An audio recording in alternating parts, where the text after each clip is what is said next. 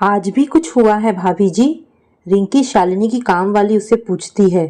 कुछ नहीं हुआ, तू अपना काम कर, शालिनी कहते हुए रसोई से बाहर चली गई। उसकी आंखें लाल और सूजी हुई थी।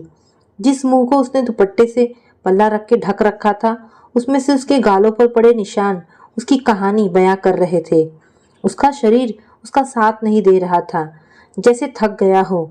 फिर भी उसने घरवालों का नाश्ता बनाया। शालिनी सोफे पर बैठकर अपनी 8 साल की बेटी को एकटक देख रही थी, लेकिन आज उसकी आंखों के सामने अपनी बेटी की यह तस्वीर बार बार उभर रही थी। जब कल रात उसे पीटते देखकर उसकी बेटी रोते हुए इधर उधर भाग के कह रही थी, दादी आप पापा को बोलो ना मम्मी को ना पीटे, बुआ आप चलो ना, पापा मम्मी को बहुत मार रहे हैं। फिर वो विवेक से बोली, पापा प्लीज मम्मी को छोड़ दो, लेकिन विवेक को अपने गुस्से में कहाँ किसी की सुनता है। उसकी आंखों में आंसू आ गए और वह फफक के रोने लगी। तभी रिया के छोटे छोटे हाथों ने उसे समेट लिया। माँ आप मत रो, जब मैं बड़ी हो जाऊंगी मैं पापा को बहुत डांटूंगी। शालिनी कुछ देर उसे गले लगा के रोती रही, फिर अपने को संभालते हुए बोली, जाओ अपने कमरे में बैठकर पढ़ लो। रिया के वहां से जाते ही शालिनी अतीत की यादों में खो गई। कितने अरमानों से शालिनी की शादी उसके माँ बाप ने विवेक के साथ की। शालिनी के माता पिता बहुत ही संस्कारी थे और उतने सीधे भी। शालिनी को विवेक ने एक शादी में देखा था, जिसके बाद से ही वह 2 साल तक उसके घर वालों के पीछे पड़ा रहा शादी के लिए। शालिनी उस वक्त एमए फर्स्ट ईयर में गई थी। वो अपनी पढ़ाई पूरी करना चाहती थी, इसलिए उसने शादी के लिए मना कर दिया था। विवेक अपने घर वालों को भेजता रहा रिश्ते को हाँ करवाने के लिए। यह सब देखकर कई बार शालिनी की माँ बोल पड़ती, कितना पीछे पड़ा है वह तेरे, अभी मना करने के बावजूद भी कहीं शादी नहीं करना चाहता।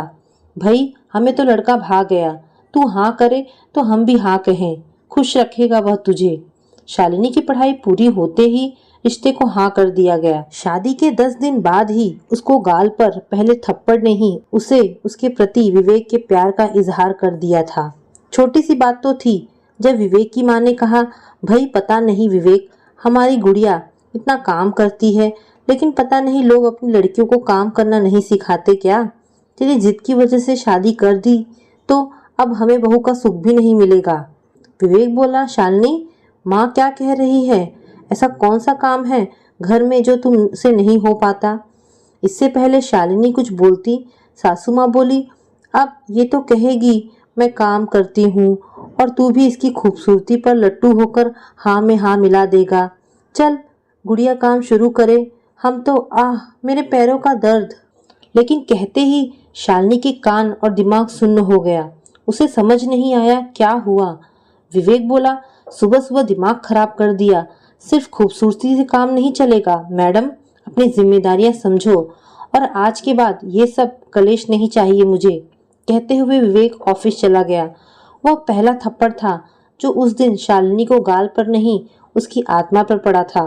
शालिनी पूरा दिन रोती रही, घर का काम भी करती रही, यूं ही निढाल सी, लेकिन किसी ने उसे यह भी नहीं पूछा कि खाना खाया कि नहीं। किसी ने 2 शब्द प्यार के भी नहीं बोला।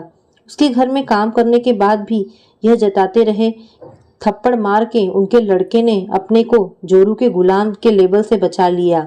आज उसने मर्द होने का प्रमाण दिया।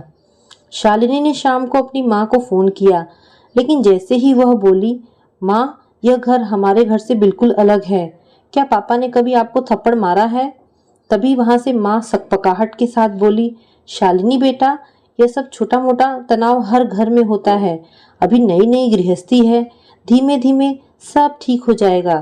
तेरे पापा का स्वभाव नरम है, लेकिन कहा सुनी तब भी हो जाती है।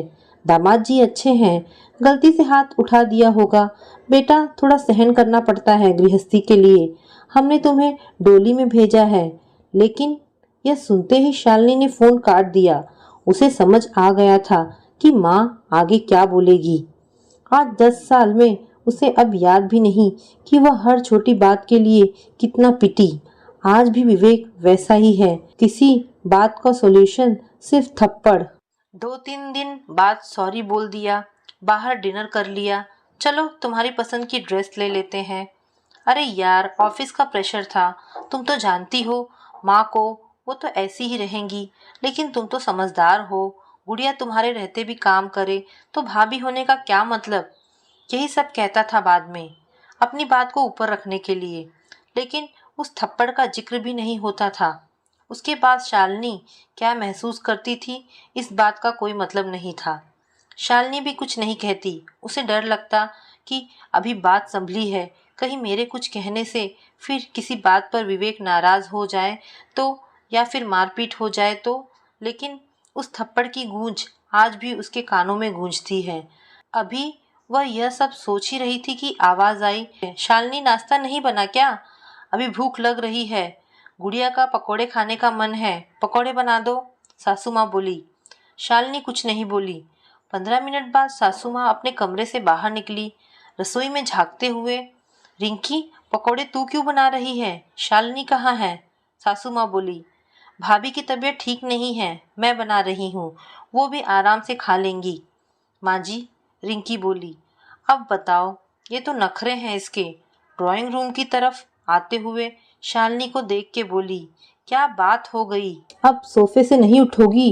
क्यों गुस्सा दिलाती हो विवेक को? विवेक,